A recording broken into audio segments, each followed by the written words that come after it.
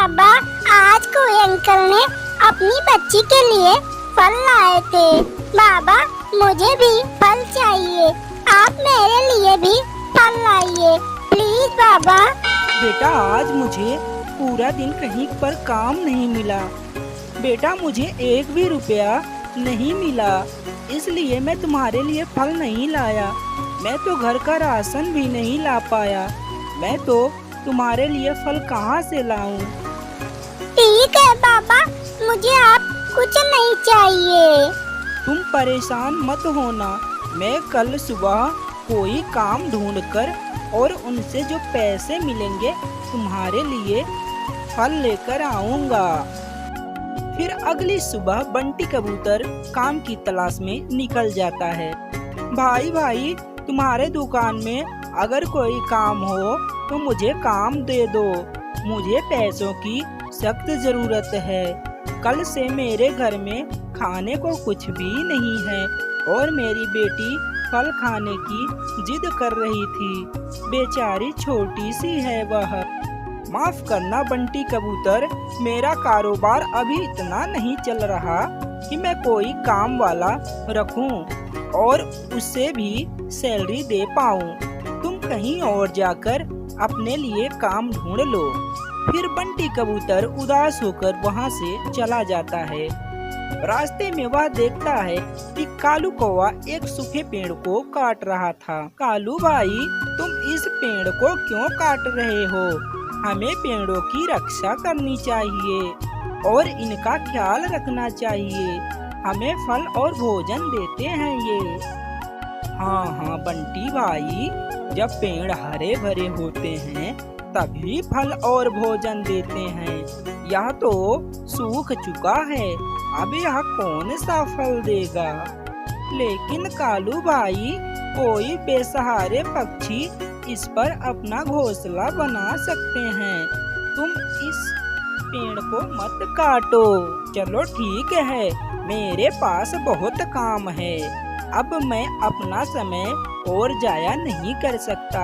वैसे भी तुम तो बेरोजगार हो और मुझे तो काम करने होते हैं। यह कहकर कालू कौवा वहाँ से चला जाता है। उदास मत होना सूखे पेड़, मैं अभी तुम्हारे लिए पानी लेकर आता हूँ। देखना, तुम फिर से कुछ दिनों में हरे भरे हो जाओगे। मदद करने के लिए तुम्हारा धन्यवाद। सूखे पेड़ जी, क्या आप बोल भी सकते हो? कबूतर, मैं कोई ऐसा वैसा पेड़ नहीं हूँ। मैं एक जादुई पेड़ हूँ। मेरे पास जो नेक मन से आता है, मैं उसकी इच्छा जरूर पूरी करता हूँ और मैं उसके लिए फलों की बारिश करता हूँ। तुम जब भी मेरे शाखाओं के नीचे आओगे, अपने ऊपर फलों की बारिश पाओगे। बंटी कबूतर ढेर सारा फल लेकर घर चला जाता है। मेरी बेटी, यह लो, तुम्हारे लिए बहुत सारे फल लाया। अब तुम रोज फल खा सकती हो। फिर बंटी कबूतर फल बेचना शुरू कर देता है। फल ले लो फल, ताजे ताजे मीठे मीठे फल ले लो फल।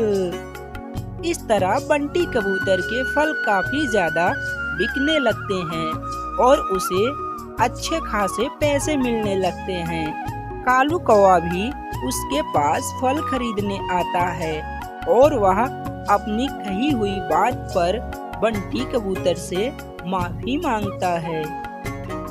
अरे बंटी भाई, तुम्हारे फलों की दुकान तो बहुत बढ़िया चल रही है और अच्छी इनकम भी हो रही है।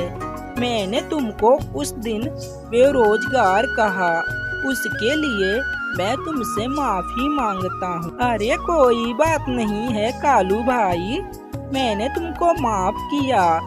अब से हम अच्छे दोस्त हैं। इस तरह कालू कौवा और बंटी कबूतर दोस्त बन जाते हैं। फिर दोनों खुशी खुशी अपने कामों में जी जान एक करके खूब तरक्की करते और बंटी कबूतर, सुनहरी चिड़िया और उसकी दादी खुशी खुशी रहने लगती हैं।